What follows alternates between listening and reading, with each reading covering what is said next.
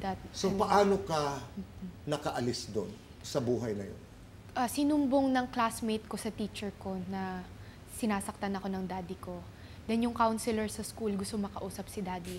When my dad knew about that, the day after, umuwi na ako ng Pilipinas at doon na nalaman ni mama lahat ng ginagawa sa akin ni daddy. Buti hindi ka stop sa airport, sa Saipan. Hindi ka naman hinabol. So, nakauwi ka dito sa Pilipinas. Kasama po si daddy. Kasama si daddy. Yes. And then? Pagka-uwi ng Pilipinas, kinol niya yung mom ko na kunin mo na yung anak mo. Pag-aralin natin dito sa Pilipinas, kahit anong gusto niyang school or ano, susuportahan ko pa rin siya. And monthly allowances, suportado ko pa rin. Pero nung pagpasok ng mom ko, nakita niya kung gaano ako kalantay, walang buhay. And nung nalaman ng mom ko, finailan niya agad ng case yung dad ko. At nandito na ang kapatid mo noon. So, syempre may ideya na rin ang mami mo kung anong ginagawa ng daddy mo sa kapatid mo. Yes. So, nung pagpunta nung inihatid ka ng daddy mo dito sa Pilipinas, saan siya tumuloy? Sa bahay ng mami mo? No po, hotel. Hiwalay na sila noon.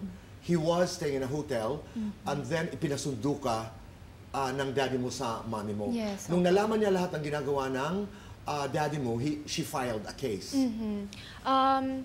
Alam ng mom ko kung gaano ka-strict, ka-military discipline si daddy, but she never knew na gaganunin din ako ni daddy kasi, baby pa lang ako yung pinaka-favorite ni daddy, na ako yung spoiled than my brother. Kaya akala ng mom ko, pag punta ko ng US, okay ang future ko. So what happened? Dinimanda, nalaman ng daddy mo, hindi niya nalaman. Hindi ko nalaman.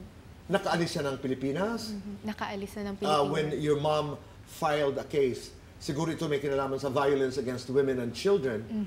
Oo. So hanggang ngayon ay may kaso ang dad mo dito sa Pilipinas. Yes, may warrant of arrest na. May warrant of arrest. When was the last time you saw your dad? 2019, before pandemic. Dito sa Pilipinas? Yes. Yung case na final namin, it took a lot of years.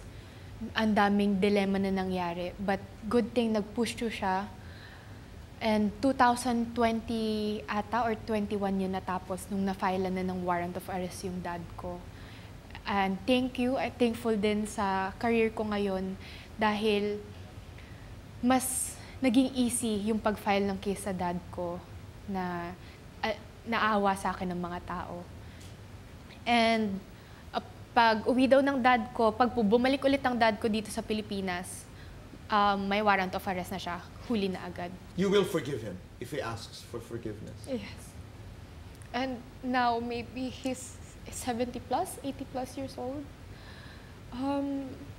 There will be judgment kung hindi man siya ma-judge dito sa mundo. And I believe in God. There will always be judgment. There's a voice of the daughter who has been hurt so much, but nandiyan pa rin ang puso ng isang anak. At maraming salamat din for sharing your story.